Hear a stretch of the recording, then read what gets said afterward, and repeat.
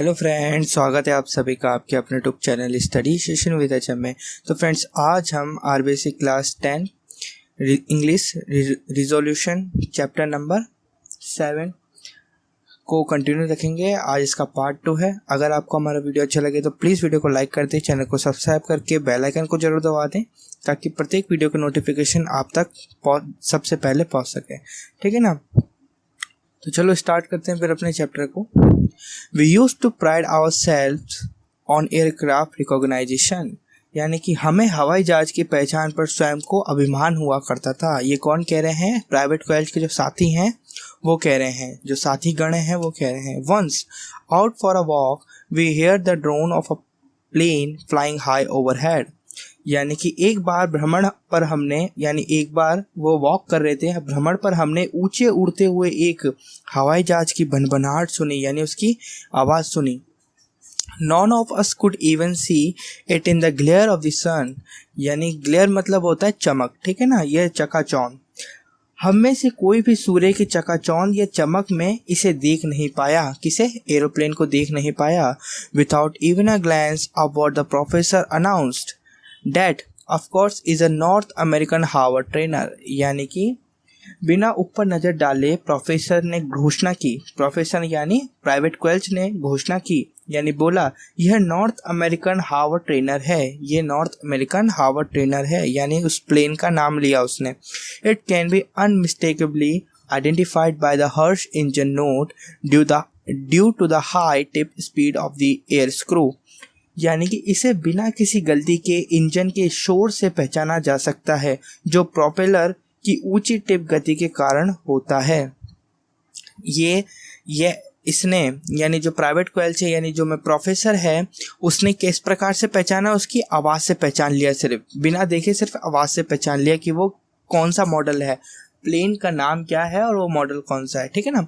What could a gang of lords like us do with a man like that? Lords मतलब क्या होता है? मवाली। ठीक है ना। हमारे जैसे मवाली लोगों का समूह ऐसे व्यक्ति का क्या कर सकता था? ठीक है ना। None of us will ever forget the drowsy summer afternoon which was such a turning point in the professor's life, यानी कि हम में से कोई भी उस निंद्रादायी गर्मी को दोपहर को नहीं भूल सकता जो प्रोफेसर की जिंदगी में एक महत्वपूर्ण मोड़ या घटना बन गई। We were sprawling contentedly on the warm grass while Corporal Turnbull was taking a lesson on the hand grenade, यानी कि हम संतुष्टि के साथ गर्म घास पर हाथ पैर पसार कर बैठे थे। कौन? इसके दोस्त प्राइवेट कॉलेज के जो साथी गण थे वो। जब कॉर्पोरल टर्नबुल हमें हैंड ग्रेनेड यानी हथगोला पर पाठ सिखा रहे थे। कॉर्पोरल टर्नबुल कौन है? यहाँ पर टीचर है ना, गाइडर है वो। हैंड ग्रेनेड यानी हथगोला, जो वो होता है ना बम, उसके ऊपर क्या दे रहे थे अपन को? इनको लेसन दे रहे थे, है ना। तो क्या हुआ कि corporal Turnbull was a young man but he was not a man to be trifled with, यानी कि कॉर्पोरल टर्नबुल एक युवक थे लेकिन उन्हें कोई हल्के फुल्के रूप में नहीं ले सकता था। He had come back from Dunkirk with all his equipment correct and accounted for and his pet kitten in his pocket, यानी डुनकिर्क क्या है? यहाँ पर एक प्लेस का नाम है। ठीक है ना। वे अपने सभी सही औजार सामान के साथ डनकिर्क से लौटे थे और उनका पालतू बिल्ली का बच्चा उनकी जेब में था। जो पालतू बिल्ली का बच्चा था वो कहाँ था? उनकी जेब में।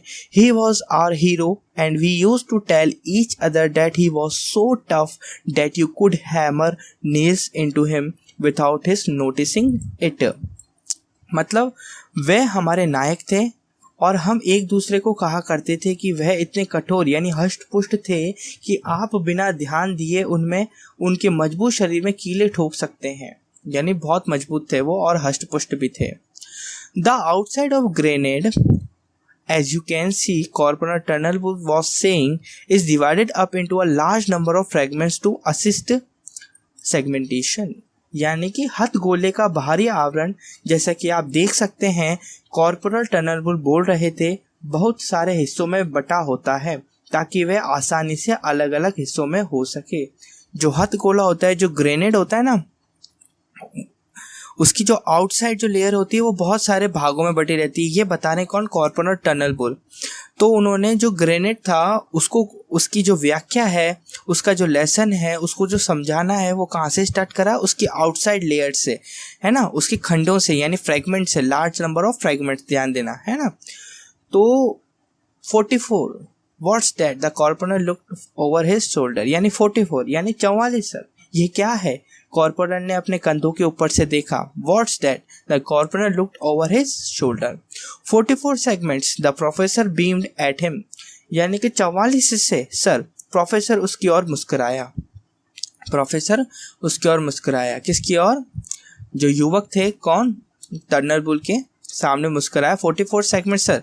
उन्होंने ये नहीं बताया था कि कुछ खंडों में बटे हुए थे, ये बताया था। कॉर्पोरल ने क्या बताया था कि जो इनकी आउटर साइड होती है वो कुछ खंडों में बटी रहती है। लेकिन जो अपना प्रोफेसर था उसने क्या बोल दिया? 44 सर। ये जो खंड, जो ये फ्रेगमेंट्स हैं, वो कितने फ्रेगमेंट्स में बटा रहता है? 44, यानी 44 सेगमेंट्स में बटा रहता है ये। तो उसने एग्जैक्ट बता दिया, ठीक है ना। तो देखिए आगे क्या होता है। The corporal said nothing but his brow टाइडेड, यानी कि कॉर्पोरल कुछ नहीं बोला लेकिन उसकी बाह तन गई। He open his mouth to resume, यानी उसने पुनः अपनी बात शुरू करने के लिए मुंह खोला। मतलब कॉर्पोरल ने अपनी बात पुनः बोलने के लिए मुंह खोला।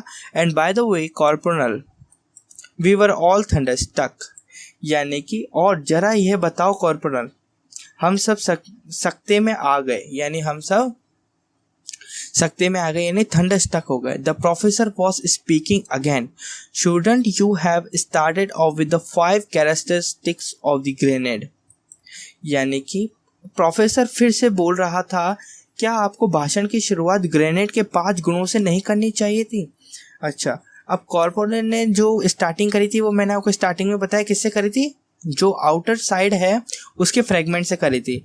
लेकिन यहाँ पर जो प्रोफेसर कह रहे हैं, प्रोफेसर क्या कह रहे हैं कि आपको ये नहीं लगता कि आपने जो ग्रेनेड की शुरुआत आउटर साइड के फ्रेगमेंट से करी है, आपको इसके गुणों से करनी चाहिए थी?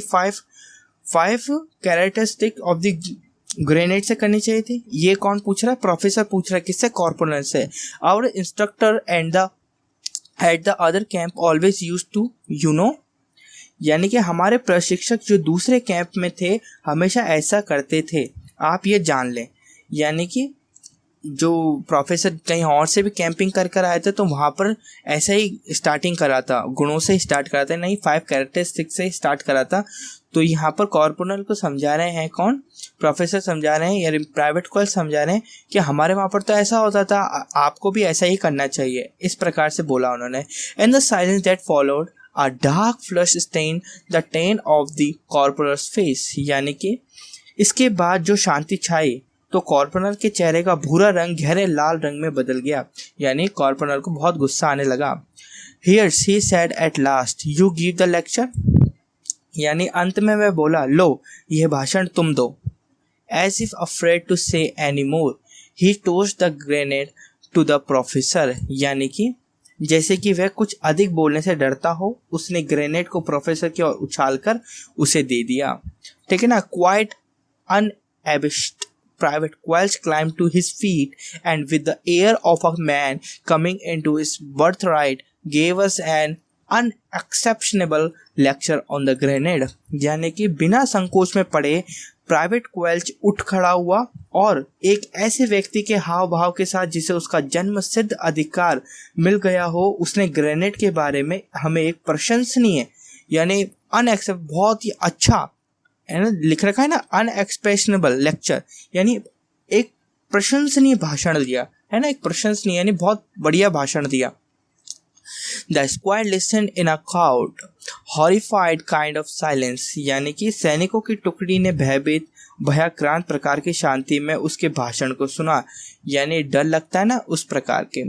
Corporal Turnbull stood and watched impassive except for a searching intensive gaze, यानी जिज्ञासु स्थिर दृष्टि के अतिरिक्त, क्या बोल रहे हैं, जिज्ञासु स्थिर दृष्टि के अतिरिक्त कॉर्पोरल टर्नलवुड निष्क्रिय होकर खड़े रहे और देखते रहे, मतलब कोई उन्होंने प्रतिक्रिया नहीं करी।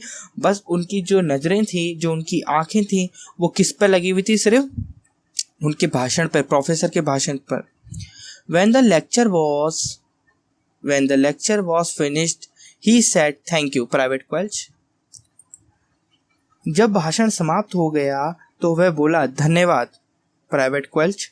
बस इतना ही बोला। किसने? कॉर्पोरल ने।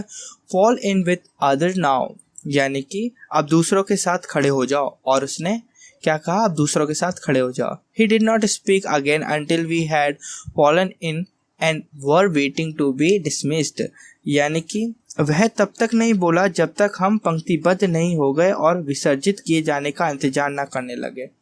पंक्तिबद्ध ना हो गए, then he addressed us, फिर उसने क्या करा? हमारे को इंतजार करने के लिए रखा।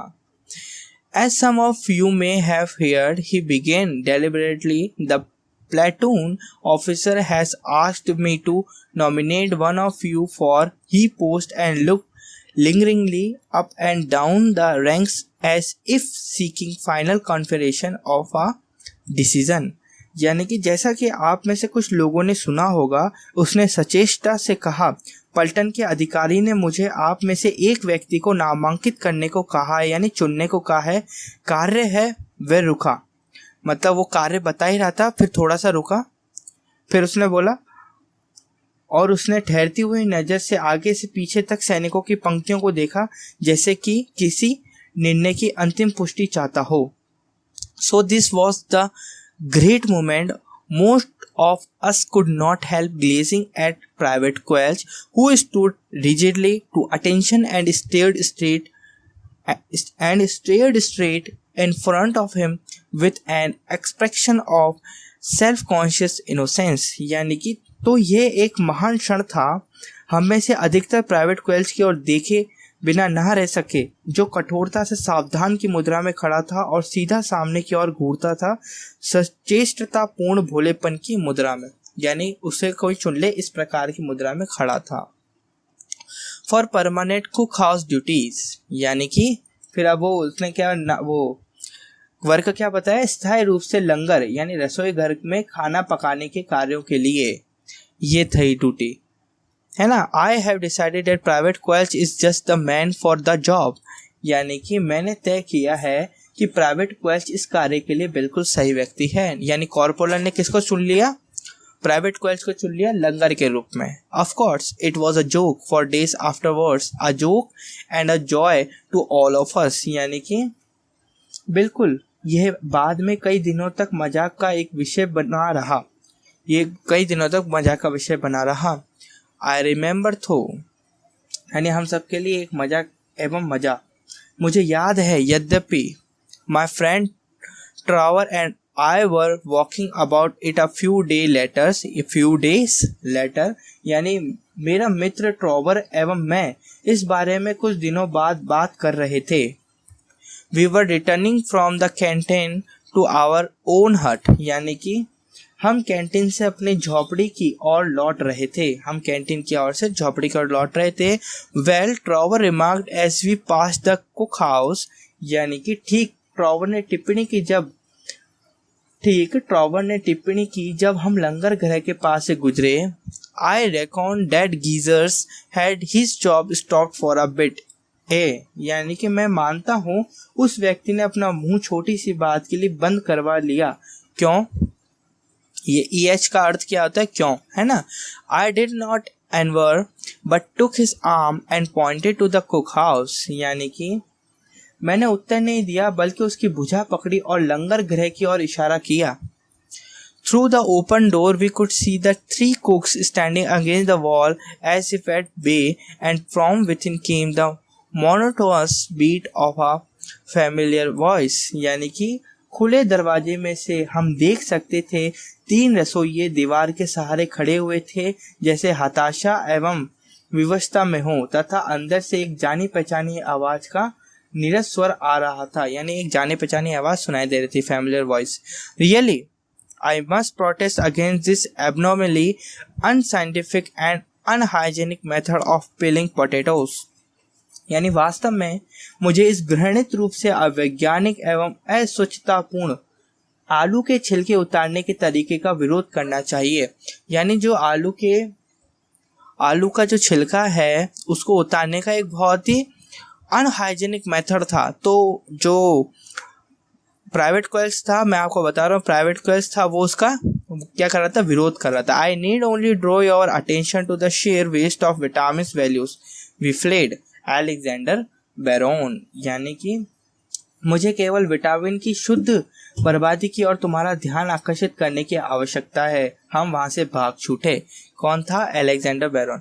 ये कौन कह रहा था? प्राइवेट क्वेल्च कह रहा था। अच्छा, वह रसोइया बन गया, लेकिन अभी भी उसका जो भाषण देने का जो तौर तरीका है अभी भी नहीं छूटा, अभी भी वो ज्ञान ही दे रहा है। ठीक है ना। तो ये था पूरे पार्ट में। अगर आपको वीडियो अच्छा लगा तो प्लीज़ वीडियो को लाइक करें।